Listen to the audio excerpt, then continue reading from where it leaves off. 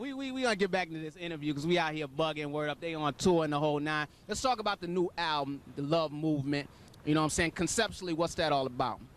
Basically, just we found like in hip hop right now, a lot of people are on this materialistic kind of thing and love for vanity and stuff like that. And we just wanted to come for something a little more human, you know, the love for love. And it's something that's lacking right now amongst us. We're too busy being caught up chasing the dollar and just chasing everything else instead of chasing, you know, humanity, you know what I mean? So we just, the best and simplest way to really explain that without really getting too heavy is just through relationships.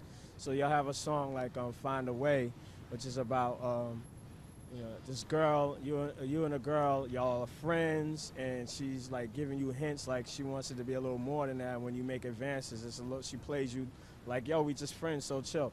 I mean, there are all kinds of things in there. We have an instrumental song called For Moms, just because it's more of an emotional song, you know, just for your mothers, a dedication. But the love movement, man, you know, like I said, just because hip-hop, and not just hip-hop, but all that we see in life now is lacking more of a love kind of a thing.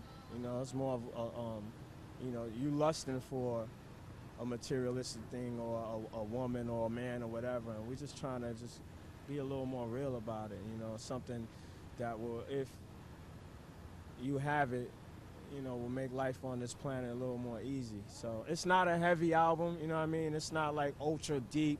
Again, we just did it, you know, from the standpoint of man and women relationships or brother and brother relationships so that, you know, we all can relate. What was your favorite song on the album to record during the recording process? What was the funnest to do? That's a tough one because we record a lot of songs that don't really make the album, you know, so I mean, just the whole entire process, really, whatever, all the beats. I mean, it's like children. You know, you don't favor any of your children more than the others, you know what I'm saying? But check this out, how many cuts, like when y'all go in there and y'all work on an album, how many cuts would you say that y'all actually do, you know, as a whole? What do you mean, like? Like, I mean, you know, like say 14 cuts make the actual album, but how many do y'all really do? Oh, that's just a continual process. Yeah, it's continue. I mean, like, it could be 30 songs, it could be 40, it could be 50, because you constantly making beats every day. And then you bringing stuff in and you may play with it, but then they hit the back burner, you know? So it's really hard to say. Every album, it's like a big number, around 30. Yeah. Usually, yeah. Now I want to ask y'all this because everybody kind of like, you know, says, as far as the last album, you know, the Beats, Rhymes, and Life joint, everybody was kind of critical on that album. They felt it didn't match up to, you know, the three before that. But F all that, I want to know personally what you personally thought of it yourself. Exit everybody else out. What did you think of that album? I thought it was a great album. I mean, you know, it was a very heavy album. It was something, it was based on a waking up consciousness that, you know, like the song after the jam when he's like, yo, you know what, I need something better than my life than partying and getting drunk all the time. I mean, there's nothing wrong with that, but people don't want to hear that sometimes because life can be so depressing, you need an escape.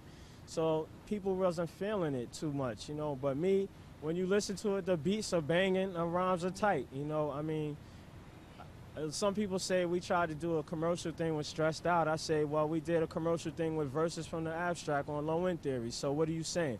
I mean, you really don't know A Tribe Called Quest. We do anything, everything under the sun. Me personally, I think Beats, Rhymes, and Life was, again, a great album.